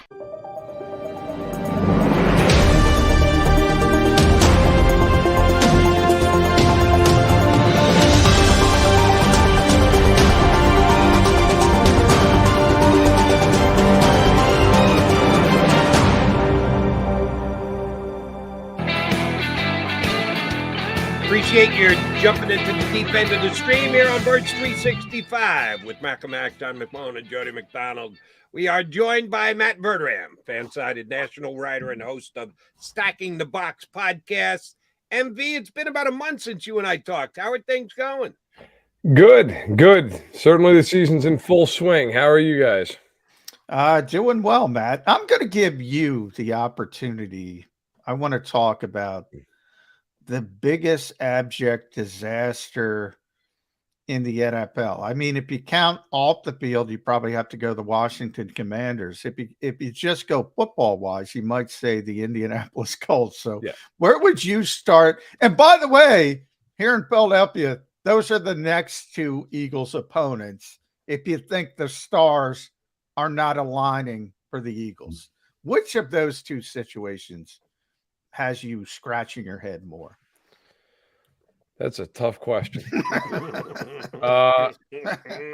I guess just by default, it has to be Washington because they've left you scratching your head for 25 years at this point. That's true. The longevity is unparalleled. It's incredible. Like I wrote, my Stack in the Box column goes up every Monday over at Fansided, and I led with Schneider and Washington, and I talked to people around the league about that, and there's a hope that if he sells, that would be just fine by a lot of people. I mean, first of all, it would make every franchise more lucrative for the next owner that sells because they will get the highest sale price of any North American sports team in history. Secondly, it gets rid of a really long-standing headache for the NFL. As far as on the field, though, the Colts right now are about as bad as it gets. You have a team that has no quarterback, no real head coach, nobody who can call a play. I reached out to a lot of people around the league when that all went down. I had one source say to me, it's the It's the most bizarre hire they had seen in 30 plus years of being involved in the NFL. Another who thought that the only reason they were doing this was so that they lose every game and they try to get their best pick possible for a quarterback. But yeah, if you're an Eagles fan, you're feeling pretty good about your next 2 games. And yeah, well, they should. But let me double back on the Colts, because I took a stance on this as of Sunday, and I'm not moving off it until I'm proven wrong. I say, starting for the Indianapolis Colts next week, a quarterback will be Nick Foles, the man who delivered the Super Bowl here to Philadelphia. That they're going to get another look at Mike Ellinger throwing for 98 yards this week, and Jeff Saturday's going to walk in Irsay's office and go, hey, do you want me to try and win? You're asking me to embarrass myself? I'm taking crap from all over the entire country that I'm overmatched, I'm unqualified, I can't be the coach of this team. And then we go out, we get beat because my quarterback can't throw the ball down the field. I got this Foles guy sitting on the bench. How do I not start him in a game? I'm sticking to it. I say Foles starts next week. Am I nuts? No, you're not nuts. I think it could be him or even Matt Ryan. They just put Matt Ryan back in there. I know Matt Ryan was terrible this year, but I mean, listen, it's a combination of 2 things. Matt Ryan was not good. Also, they cannot block anybody. So I don't know that it matters who plays quarterback. Whoever it is going to get pounded behind that offensive line. What I don't understand with the Colts, well, I should rephrase it. There's a lot of things I don't understand with the Colts. One of the things I do not understand with the Colts, why does Chris Ballard still have a job? Like, everybody talks about Chris Ballard like he's a really good general manager. And I do not understand why. I know that they got thrust into a bad situation when they had Drew Lock retiring, and everybody was shocked by that. That was 4 years ago. Yeah. Like, at what point does that stop becoming an excuse? Like, they have cap space, a ton of it, every year because they don't have to pay a quarterback. And yet they never have weapons other than Shaq Leonard and Quentin Nelson. Who are the star players on that team? It's been Jonathan Taylor for a year or 2 now. That's been it. If your star players are a running back, a guard, and a linebacker, you're screwed. You're not going to win. I mean, that's it. Like, that's great. They're 3 really good players. Yeah. But you're not winning a Super Bowl based on that. So maybe Ballard will just be there at the end of the year. I know he's close with Irsay. Maybe that's part of it. Irsay he's his guy, and he doesn't want to fire him. But man, you look at that team. I'll tell you what, if Saturday doesn't work out and they go looking for another head coach at the end of the year, that is not going to be an attractive job. Who wants that job? No. Go work with Jim Irsay and have no quarterback. Yeah, you get your picks, but that's not a job I think many people are lining up for. Well, you mentioned talking to some people around the league. The one person, that's how I looked at it. Irsay's done it before. Suck for luck. It's pretty clear to me he's tanking. I mean, that's what he's doing. I don't see any other avenue. I know the talk about Jeff Saturday, and maybe Jeff Saturday's doing him a favor, because I'll phrase it to you this way, Matt. If you're Gus Bradley or you're John Fox, or even Bubba Patrone, why do you want all these losses on your record? That sticks with you, even with that interim tag, to have loss after loss after loss. They're a bad football team. Sure. The owner's telling them you have to start Sam Ehlinger. I mean, who's going to win? Why does Gus Bradley want that on his resume? That's kind of where I'm with the strange coaching hire. Yeah, I mean, look, it's fair. Like, I mean, now if you're Gus Bradley, unfortunately for Gus Bradley, you have enough losses on your head coach. Yeah, exactly. But that's, right? You don't want to make it worse. So that's fair. I will say this, though. I do think, I wrote this on Monday when all this happened. I do think, though, if you're a coach on that staff, you're probably sitting there thinking to yourself, what the hell's happening? Like, none of us are qualified to do this job. But you brought in some guy who's never coached in college or pro. I get it. I understand that he was a great player. Reggie Wayne is on the staff. Like, Reggie Wayne was a better player than Jeff Saturday, and he's already in your building. Cato June is on staff and has been. Like, So to me, now if those guys just turn the offer down, that'd be one thing. But there's no indication that happened. I just know if it was me and I was on that staff, I'd be thinking to myself, like, now my boss is somebody who's never coached a game at a meaningful level, and I'm supposed to be okay with that. If I was a player, I'd feel the same way. If I'm a player, maybe I feel a little differently in the sense that Jeff Saturday was a really good player for a long time. So maybe there's a little part of me as a player that's like, okay, let's see how this shakes out. If I'm on that coaching staff, I'm pissed. I am not in a good mood about that. So that all being said, listen, none of this is going to matter long term because that team is circling the drain. Unless he comes in there and he's Vince Lombardi, Jeff Saturday's about to have a really rough couple of months. I mean, that's what's going to happen. Let me play devil's advocate for a second here. Go ahead. 1 o'clock game, Titans Broncos in Tennessee. Titans supposed to win. They probably will win. Yes. But if they don't, if Russell Wilson somehow pulls out a cape and goes back to being Russell Wilson, and the Titans lose in the early window, here come the Colts in the late window playing the god-awful Raiders with Josh McDaniel, who now that Frank Reich is fired, should, in my opinion, have the hottest seat under him of any coach in the National Football League. And you're in the game, and you got a chance to get to 4-5-1, and Tennessee with the loss is coming back to 5-4. If you're Jeff Saturday on the sidelines, you're going, yeah, the owner kind of told me we're not supposed to win this game. I got to coach the way to. Come on, not Jeff Saturday. He's a winner. They will play hard in the sense that every player knows you have to put on good tape, whether it's for your team or the next team. You know, whenever people talk about tanking, it's never because the players are out there tanking, right? That doesn't happen. That doesn't exist. It's because the team puts the players in such a position that it's almost impossible to win. I would even go one farther, Matt, and say it's never the coaches either. It's always executives. Nobody knows more about tanking than us in Philadelphia because we went through Sam Hinkie and the NBA. The Sixers were trying to win all those games. The coaches, Brett Brown, the players, he just stripped them of every available option that they could not win games. That's Jim Irsay. When I say tanking, it's not even Jeff. It's not Jeff Saturday. It's not the players. It's not the coaches. They have too much pride. These are the most competitive people in the world. If they're not going to go out there and tank that, but the problem for the players and the coaches, as you mentioned, John, is the executives will tank because they don't have to worry about their jobs in a lot of these cases, right? So, I will say that I have to. I wrote this. I could not be more excited for the Colts Raiders game. I am so fascinated by that. It's like a car accident where nobody gets hurt, but it's like one of those, like those NASCAR things where, like maybe it's like a highlight from 20 years ago where, everybody was fine. It's one of those things like the car flips like 70 times down the track and you can't stop watching it. That's how I feel about this. This is going to be, you've got, first of all, think about this too. Josh McDaniel set this whole thing in motion. Yeah. He left them at the altar years ago. Yep. Yeah. And Chris Ballard ripped them in a press conference right after it. Then they went out and hired Reich.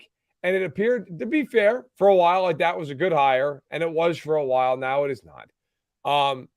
McDaniels then gets treated like some kind of a coaching god for years because he sat there and put his arms up and watched Brady throw a bunch of passes. Okay. And then he then goes to the Raiders. It is a disaster. He didn't learn anything from Denver. He learned anything. He learned how to blow a 17-point lead because he's won a 17-point lead or more 3 times now in 8 games, which has got to be some kind of a record. So they are now 2-6. The best part about all this is this game's in Vegas. So if they lose to Jeff Saturday and the Colts, and the fervor from Mark Davis's owner's box, you're actually going to be able to see it during the game. The thing that really cracks me up is if you look at the sports books this week, well, all this has been going on at the Colts. That line hasn't moved an inch all week long. Really? Not 1 inch. The sports books have not moved that game at all. They're like, yeah, it's fine. They're playing the Raiders. Still the same line. So I'm fascinated by this. Like, if Josh McDaniels loses this game, It's got to be one of the most embarrassing losses in recent NFL history. You're playing a team that's not even trying to win games with a coach who legitimately showed up out of nowhere 6 days ago, and you lose at home. So I'm fascinated to see how this shakes out. All right, Matty, before we get to your opinion on Eagles, because that's one of the reasons we like getting guys like you on, because we're so inundated by the Eagles. Sometimes we need to take a step back at a view from someone from the outside looking in. But I want to ask you about one other team in the league, and that would be the Miami Dolphins and their quarterback Tua Tagovailoa, who is right now the #1 passer rater in the National Football League. The Dolphins are a legit contender in the AFC, and their offense is one of the best in the entire league. Tua and the Dolphin passing game are much improved from where they were last year. Several reasons for it. I need you to put these three in order for me as to why they're as improved as they are. Number one, they added Tyreek Hill. You add a weapon like that. We're seeing it here in Philadelphia. A.J. Brown, domino effect, everything gets better. Number two, they've got one of the younger, brighter, innovative offensive guys in the National Football League as their head coach rather than a defensive head coach like they had last year. Or number three, Tua just got better. And I think most people dismiss that third one. I don't, because I always thought Tua was going to be a franchise quarterback in this league. Those are the three main reasons. If you want to add a fourth, please do, but at least put those three in order for me. I'd put them in the order you put them in. Look, Tyreek Hill's on pace to shatter the single season yardage mark for a receiver, which I'll be the first one to say. I thought he'd have a good year. I did not think he would have the year he's having. It was actually, it's funny, like all off season, there was all this talk about, okay, well, is he going to fall off without Mahomes? What is Mahomes going to look like without Tyreek Hill? Well, Hill might shatter the single season yardage record, and Mahomes is the favorite to be the MVP. So as it turns out, both of them are just fine. Yeah. But yeah, Hill's been an absolute game changer for Miami. Nobody gets more free yardage than Tyreek Hill because teams are just terrified of him. Yeah. They back up. And so plus he got 180 with Skylar Thompson, Teddy Bridgewater. I would want to add that. Yeah. But I watched him for years in Kansas City where it'd be 3rd and 5, and the teams would just be here, take 5. That's fine. Take first. They'd back up. Yeah. I mean, I can't tell you how many times he'd run a little comeback route and the corner would be 10 yards off of him because he's terrified of getting beat. But no, that I think is number one. McDaniel's come in and done a really nice job. I do think that matters. Well, coaching matters in every sport. It matters more in football than any other sport. Yeah, right. No question. Coaching in football, I would argue that the head coach is the second most important person on the field on Sunday behind the quarterback. If you don't have a good head coach, you have no shot in the NFL. But I also am with you, Jody Mack. Like, you can't dismiss Tua. Tua's been excellent. You get these people who point out the deep ball stuff. Yes, he does not have a big arm. Nobody would argue that. He underthrows guys sometimes. He's having a really good year. Like, at some point, I think it's just people don't want to admit they were wrong about him. Yeah. And you know what? I've thought for a couple of years, I don't know what he's going to be, but I'd like to see him with an offensive line. I'd like to see him with some weapons. Now you're seeing that. Look, do I think he's a top 3 quarterback in the league? No, I don't think he's a top 3 quarterback in the league. Do I think you can win with him? Yeah. They haven't lost a game with him this year. So yeah. I will say this. If you're Buffalo, if you're Kansas City, are they probably the scariest team to see in a playoff game? I mean, in the sense they can score with you, yeah. Now, defensively, they might give up 55 points to either one of those two teams. But offensively, they can put it on you. And I think you got to give Tua a lot of credit for that. He's played really well. He truly has. And they've got 2 games coming up they ought to win. They got Cleveland and Houston the next 2 weeks. And then an interesting trip. The Niners, the Chargers, the Bills. 3 games on the road in a row. That will challenge them. Yeah, and he's tremendously accurate in the intermediate. And how many times do you throw the ball 40, 50 yards down the field? I think that's one of the most overrated things in the NFL. So Tua's doing a great job, getting the football where it needs to be. So guys like Tyreek Hill and Jalen Waddle can also get the yards after catch. That's very important. Ball placement. He deserves credit. He's playing very, very well. You mentioned Kansas City and Buffalo, and I know you're really plugged in with Kansas City. Now, watching this Eagles team, and I didn't think we'd be here, but everybody kind of still defaults to Kansas City and Buffalo first. I want to throw this out at you, man. From 2 through 52, you just mentioned the defensive issues with Buffalo and Kansas City. From 2 through 52, the Eagles are better than Kansas City and Buffalo. Everybody's still worried about the quarterback. Do you think that's fair? Yeah, I do. Philadelphia is definitely a deeper team than Kansas City is, and I think they're deeper than Buffalo. I mean, Buffalo right now too's got a lot of injuries going on. The one thing that would scare me with Buffalo, more than even with Philly or Kansas City in the playoffs, Buffalo is completely dependent on one guy. I mean, everything goes through Allen. Like, there have been some games this year where the Chiefs have rushed for a couple hundred yards, and Mahomes hasn't been a big part of it. Tampa Bay, they had a huge game running against San Francisco. Like, they can do that when they want to. Now last week against Tennessee, they couldn't run for a yard, but most weeks the Chiefs are actually like a pretty decent rushing team when they commit to it. Buffalo cannot. They can't. Yeah, they can't. Can't run the ball for a foot. They don't even try for the most part. Yeah. And it's a weird thing because Diggs is phenomenal. Yeah. Gabriel Davis is averaging 25 yards a reception, but he only has 18 catches. So, you know, it's a team that is very reliant on a very strict formula on how to win games. Now, it's worked to a degree, but you wonder in the playoffs, like, if there's a game where Allen, and he has these sometimes, doesn't play particularly well, they're screwed. There is no left hand, right, in that team's bag, if you will. I think the Eagles are the most talented team in football. Sorry to interrupt. No, go ahead. Is that shame on the Buffalo general manager that he didn't go out and upgrade the running back position at the trade deadline? A little, but you know what? I think it's more shame on the coaching staff. Honestly. Well, he did. They got Nyheim Hines, but I mean, yeah, you know, I mean, he's to me, he's more of a pass catching back. Yeah, he right? is. I mean, he is. But they don't run it. They don't want to run it. That's just it. To me, it's a coaching problem. Yeah, Devin Singletary's fair enough. Devin Singletary's a decent back. He's not Walter Payton, but he's a decent back. But my problem with them is, you know, this is going to be a problem come January. Like, you know, at some point, especially if they're at home in that weather, you know, at some point you're going to have to run the ball. And to just say, well, it's Josh Allen, that's all it's going to be. It's going to be him every play. To me, is short-sighted. Now, I do think the Eagles are the more complete team than both of them. And by the way, I think Hurts, look, is he Allen or Mahomes? No. Hurts has been really, really good. Really good. Really like good. 8.5 yards an attempt. He's not turning the ball over. Obviously, he can run for a lot of yardage when he wants to. Hurts has been excellent. I mean, Hurts for me this year is absolutely a top 5 quarterback in the NFL. So I do not understand the argument that some people have with Philadelphia where it's, well, they haven't played a tough schedule. Look, the Eagles have beaten every team they've played, and they've pounded a lot of them.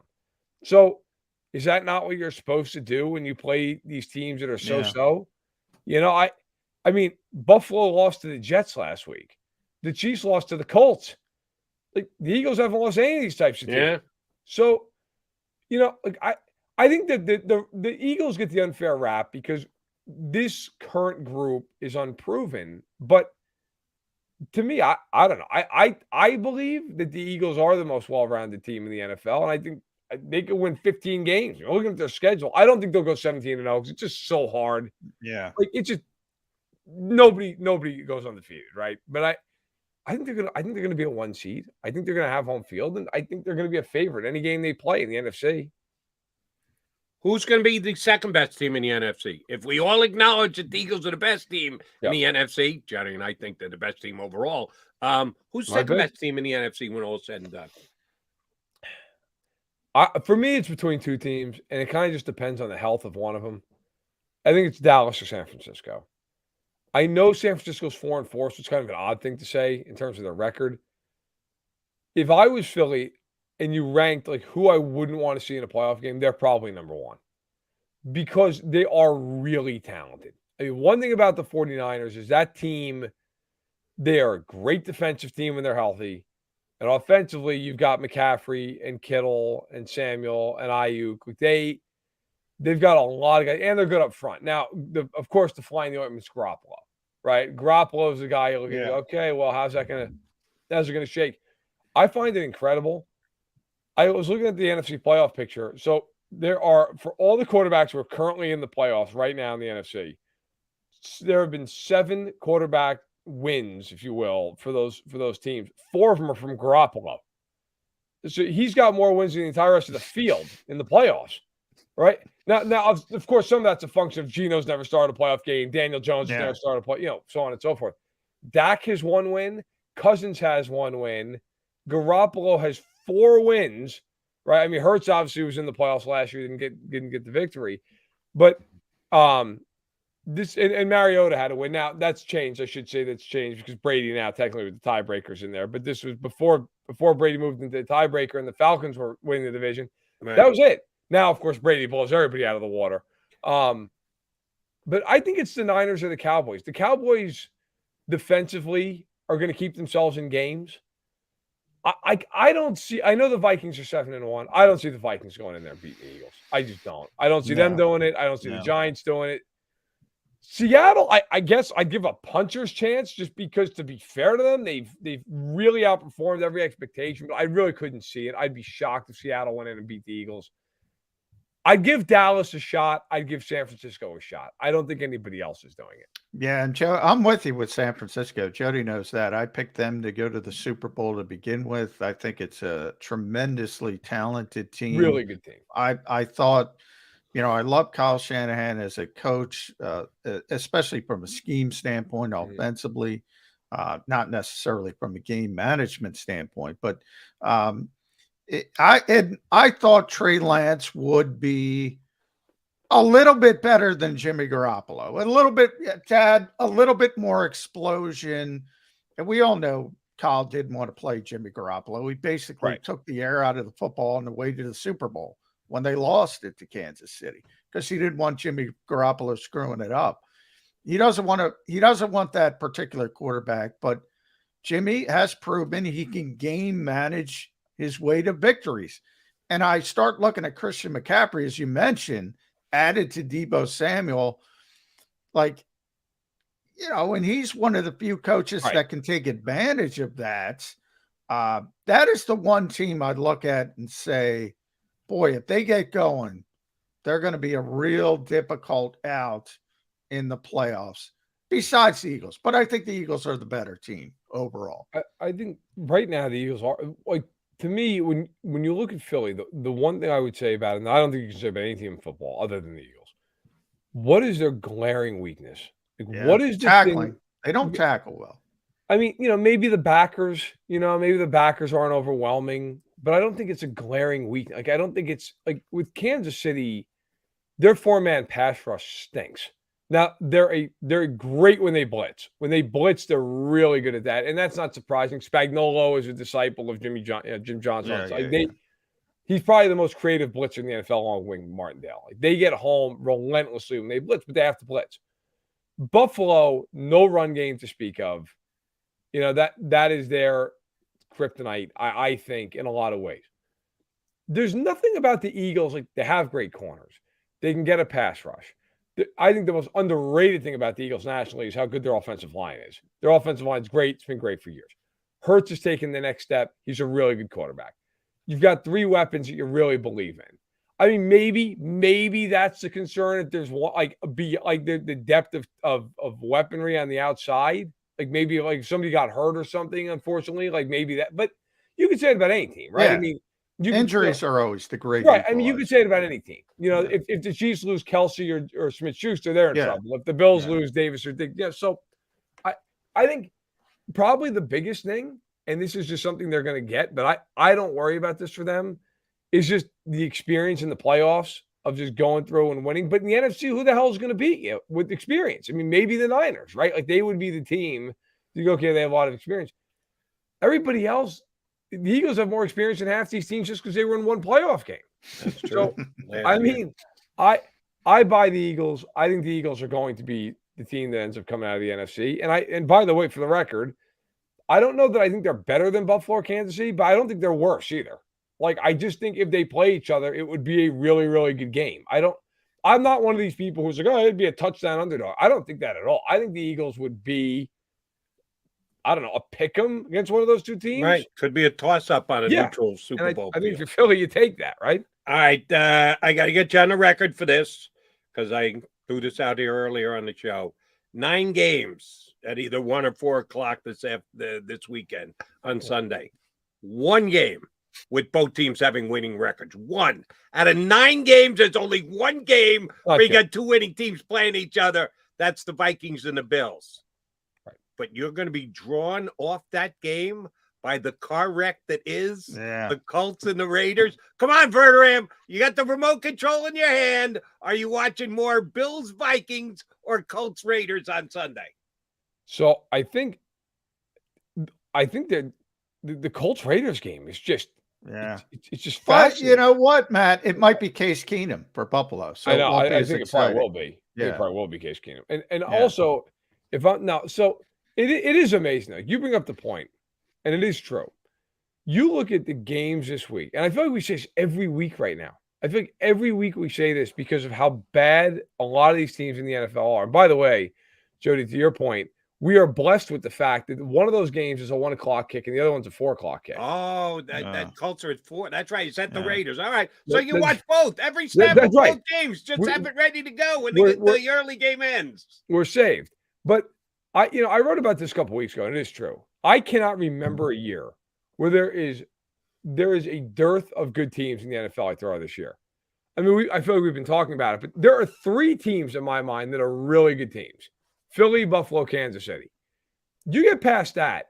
Like, look, I like Dallas and San Francisco. I like Cincinnati and Baltimore, but they're not those 3 teams. They're not. They're not as good as those. Doing it again. Another guy disrespecting my Dolphins. Beware the fish, brother. Beware him. I That's like all the I'm Dolphins. saying. I like him, and I love him offensively, but, like, can they stop anybody? Like, what? They gave up 32 to Justin Fields and the Bears. Like, what is that adjusted against Buffalo or Kansas City? 55? They already stopped Buffalo. They already got the Bills once. Also, I'll ask you a question. Are you at all concerned about them in a cold weather game? Like, if they got to go to Buffalo or Kansas City in January? Oh, they're done. They're done. History says with a team like that, you're going to be seeing the pregame when everybody's got their hands in the warmer and they're all huddled around the heater on the sideline. Like, this game, it's not going to end well. There's a possibility that much like the road to the Super Bowl is going to run through Philadelphia in the NFC, the road to the Super Bowl might run through South Beach in the AFC. I'm just meant we've already chalked up 2 wins the next couple weeks, right? Yeah, I think they might need it too, because I do not see them going to Buffalo in the 3rd week of January. I think Buffalo might have an issue because I don't know how you handle Josh Allen. Like, everybody says that's a big game. I was telling Jit this week, I don't think it's a big game. It's an NFC foe. If you're going to lose a game, it might as well be to an NFC team. Sure. It doesn't have that much of an impact. He's not healthy. And he's not going. I saw Doc Flynn, Jessica Flynn, we've had on this show, Jody. She said, rest. That's how you solve that injury. If they're going to force him to play through that to win a game at week 10, I think that's a big, big mistake for Buffalo. I don't know how you handle it because, as you said, Matt, they are so Josh Allen specific.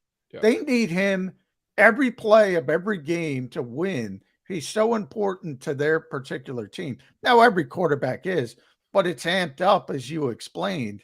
Yeah. I don't know how they handle this injury. I think it's a big concern. I think it was ESPN, to give them credit. There's a stat. The Bills have scored 25 touchdowns this year on offense. 23 of them have been by Josh Allen. I mean, it's just – now, I agree with you, but I also have a caveat in this sense. So, first of all, I agree with you on your overall point, John, that they cannot play him if he's hurt. They cannot play him. He is your franchise.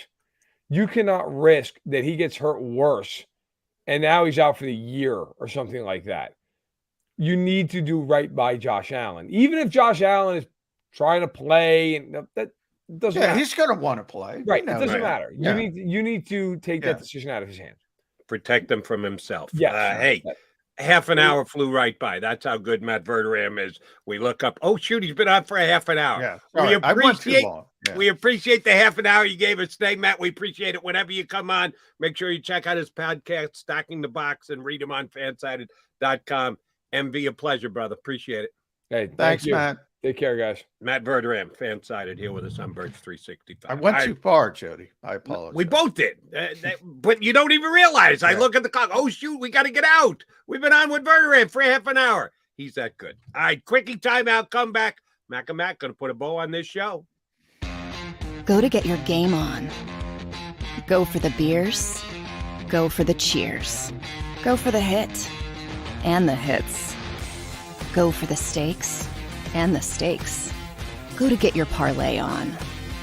Go to get your party on. Go for the scene. Go for the screens. Go for the gallery. Go for the win. Go to Ocean. Visit theoceanac.com to plan your visit. Since 1977 at Rafferty Subaru, we have always been about our customers and the community. Early on, a safe and durable option, we've evolved to become the best overall brand according to Kelley Blue Book. Over the last 14 years, we've donated thousands of dollars through the Subaru Share the Love event and found homes for hundreds of pets. The Rafferty family is proud of our 45 years in business. This month, celebrate our anniversary with special financing on select models. Visit us and see why.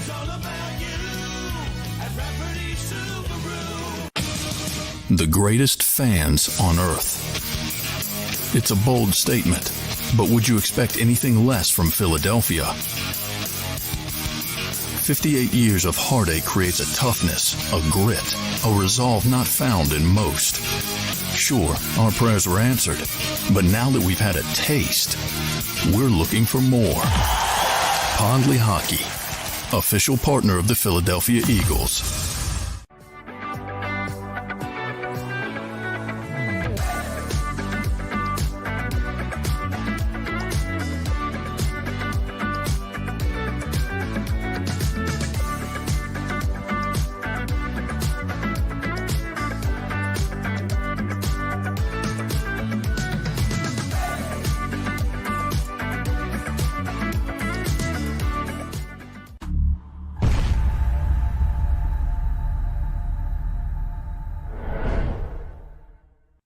Welcome to Pondley Hockey.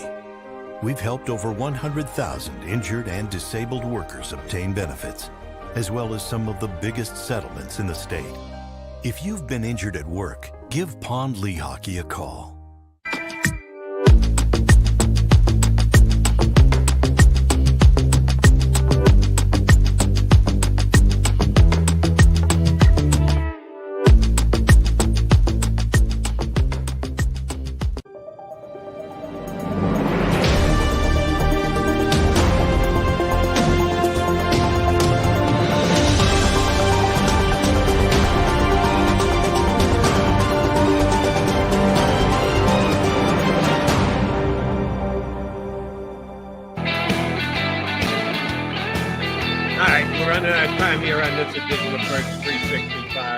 One quick correction, as pointed out by our buddy Duckwin.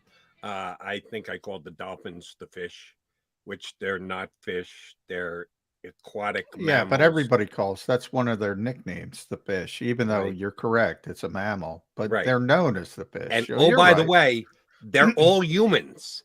They may actually be dumb, but they're players. They're National Football League players that we're talking about. So yeah, people have been using the fish for the Dolphins for years. You're not wrong, Jody. They've been doing the that. correction. Yeah. By the way, I got to make a correction. Nitpick the Eagles all the time. I got to nitpick myself. Nitpick I got to nitpick myself. I believe I asked Matt Verderame if the Eagles were the best 2 through 52. It should be 2 through 53. So I realized, I think I made him, but I'm not sure. Okay, that 53 third spot can be the difference between who's the better of the two. Yeah, I'm a stickler, Jody. I don't like. I hear you. I'm not. Here's what I think about me calling the Dolphins the fish. All right, will you get any info today? Is there going to be an actual injury report? Is this an estimated there will be an injury report because they're walking through? What are you bringing to the table tomorrow, McMullen? Nick Sirianni's going to talk today at about 12:15. He will probably not give us an update. He'll say, You'll get an injury report later. And we'll get an injury report. So we will get to see, obviously, if Avonte Maddox is on the field. So that, to me, is the key injury of the week, and see where Avonte is, because the Eagles might have an issue with slot corner. Yeah. And you got to deal with Curtis Samuel. So it's a pretty good player. We will have our buddy Grant Paulson from the Fan down in Washington, D.C. to do a little Commanders preview. Poor Grant, man. Got to deal with that nonsense every day. Oof. Yeah, that's why they pay him the big bucks, even though we don't pay him anything to come on with us here on Birds 365. He does it because he's a good dude. And that should be a good spot tomorrow. I'm going to be here in 22 hours. Are you going to be here in 22 hours from now, McMullen? Do my best, Jody, day to day, but I plan on it. John McMullen, Jody McDonald, Mac and Mac back in 2 and 2. You've been listening to Birds 365, the destination for the passionate Eagles football fan who bleeds green. If it's Eagles football, we're talking about it. Debate inside the locker room and guests that are some of the greatest football minds from around the region. We hope you enjoyed the show. We know we had a blast. Make sure to like, comment, and subscribe, and we'll be back soon. But in the meantime, hook up with us on social media at JAKIB Sports. See you next time on Birds 365.